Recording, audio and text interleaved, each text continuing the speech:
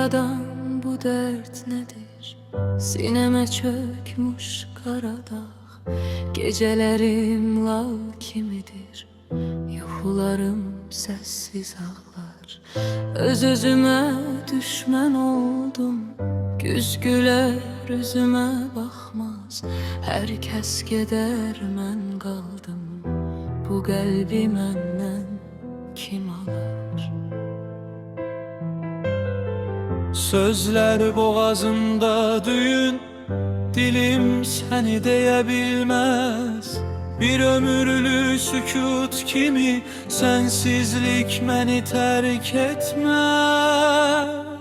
Senden sonra aşık olmam, kalbim torpak sevgi daştır. Senden sonra aşık olmam, o can artık yaralı kuştur. Senden sonra aşık olmam, adın sinemde tabuttur. Senden sonra aşık olmam, sevmək mənə qadağadır.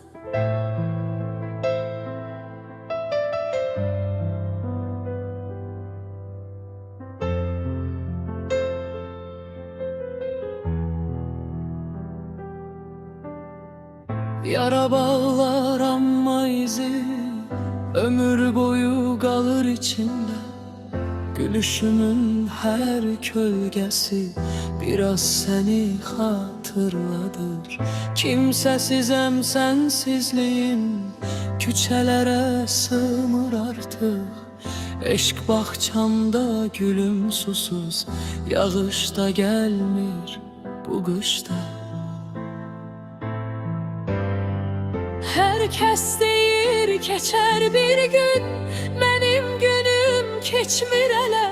Zaman axır, mən dururam bir xatirənin içində. Senden sonra aşık olmam, sözüm yarımçıq, canım soğun. Senden sonra aşık olmam, ümidlerim yarıda donsun. Senden sonra aşık olmam, kalbim yorgun, yolum uzun. Senden sonra aşık olmam, bu taleye razı oldum. Her gece biraz ölürem, seherler beni tanımır.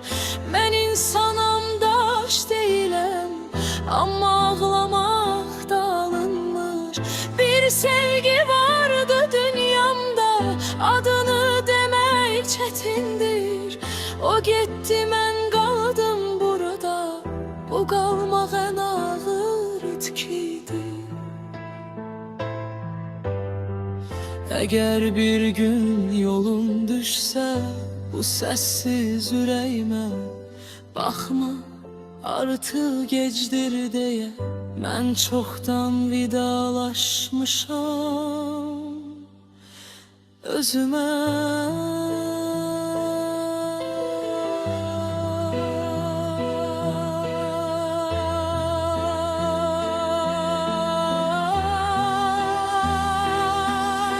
Senden sonra aşık olmam, bu yürek ikinci defa sınmaz. Senden sonra aşık olmam, sevgi adımda biter biraz. Senden sonra aşık olmam, senden sonra olmam. Adın kaldı sükutumda, sesim yok, sözüm yok artık. Senden sonra bu dünyada ben sadece yaşayan bir ağrıyım.